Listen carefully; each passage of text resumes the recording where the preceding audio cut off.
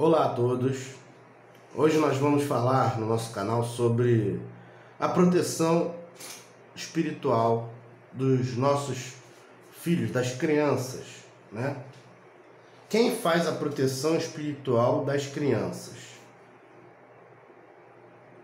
Como é feita, como é formada a proteção espiritual para as crianças?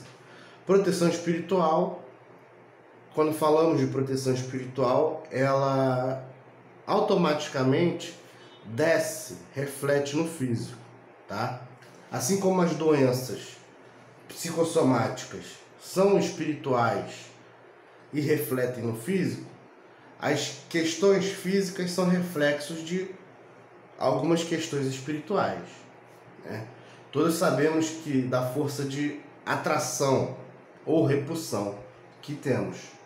Todos sabemos da questão de ação e reação. Então, muitas vezes nós atraímos algo físico. Muitas vezes nossas doenças físicas são decorrentes de maus pensamentos, de maus sentimentos e emoções também negativas. Esse acúmulo dessas energias se materializa nos órgãos geralmente mais fracos, né? Dando um start e condensando em forma de doença. Matéria é energia condensada, certo? Mesma coisa.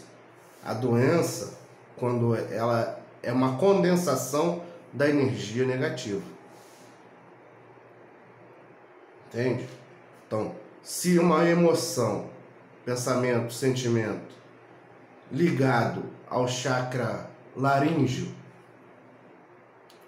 eu tenho uma emoção negativa, ou pensamento negativo, ou sentimento negativo, que sejam ligados ao chakra laríngeo, logicamente eu posso acumular energia e criar, potencializar um problema físico nessa área correspondente ao chakra laríngeo, cardíaco, plexo solar, etc., né? Então, nesse sentido, a proteção das crianças, ela é feita, a criança sozinha, ela não tem a capacidade de se autoanalisar, né? E ela traz uma ingenuidade, todo mundo lúdico, e ela não tem a capacidade ainda de se proteger. Ela necessita, assim como na parte física, de um adulto para protegê-la. Então, a proteção das crianças, ela está totalmente referenciada ao equilíbrio psicoemocional e espiritual daqueles que fazem o papel de pai, mãe, né, de responsáveis da criança, aqueles que estão mais ligados. Muitas vezes a criança tem o pai e a mãe, só que a criança é mais apegada à avó. Então aquela avó faz um papel principal para a vida daquela criança. Ou um tio, independente. Esse papel principal, essa pessoa, ela tem que buscar ao máximo se equilibrar psicoemocionalmente e espiritualmente. Porque com isso ela cria um campo de energia, não só para a própria proteção, mas também protegendo a criança. Protegendo de larvas astrais, de ataques de outros seres espirituais, né? E até de manifestações de doenças físicas, muitas vezes. Quando a criança vai crescendo, que já vai começando a ter um senso de individualidade e um senso crítico da vida, então ela já começa a ter uma autonomia e ela já começa a responder dentro dessa proteção por ela mesma.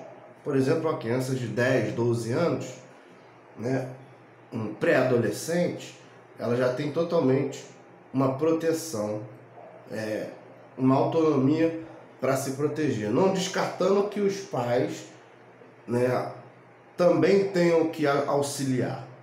Porque quanto mais potencializarmos as energias positivas, maior esse campo de força, esse escudo contra coisas negativas.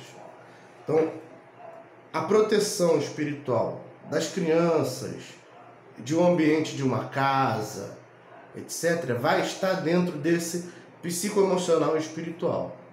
Uma casa onde tenha um pai, uma mãe e um filho, mas uma casa onde o pai e a mãe sempre esteja discutindo, brigando muito, um ambiente da casa que chamamos de psicosfera, vamos dizer assim, que saia da mente, saia do corpo das pessoas, uma fumacinha que vai se acumulando na casa e criando uma atmosfera.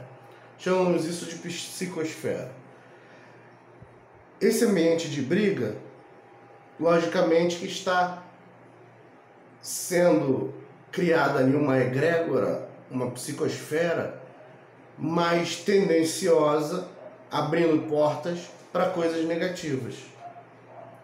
Uma criança de mais ou menos uns 3 anos vivendo num lugar desse é um alvo fácil para determinados obsessores, para determinadas energias que podem ser encaminhadas para o seu corpo físico. Desculpa. Então, isso deve ser muito bem observado, porque nós não estamos... Já falei em outros vídeos, nós não somos sozinhos, não estamos sozinhos. Nós influenciamos na vida das outras pessoas, não só socialmente, mas também energeticamente. Ora, socialmente, se eu jogar lixo no ralo e entupir o ralo, eu posso fazer retornar a água, né? Dependendo da chuva, posso fazer alagar a casa de uma pessoa que nem me conhece.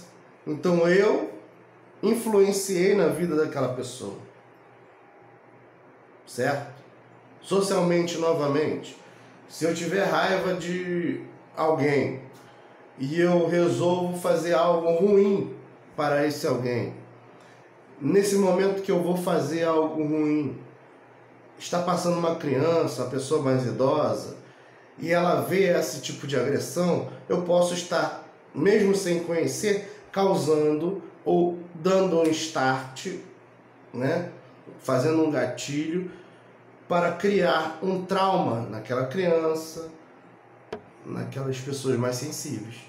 Então eu influenciei na vida dessas pessoas. Isso eu falei socialmente, mas sem que seja socialmente falando, só o fato de você pensar e sentir, você está emanando, jogando para fora energias. Essas energias podem potencializar ou não uma ou outra pessoa. Podem prejudicar ou não o ambiente ou pessoas menores, como crianças. Por exemplo,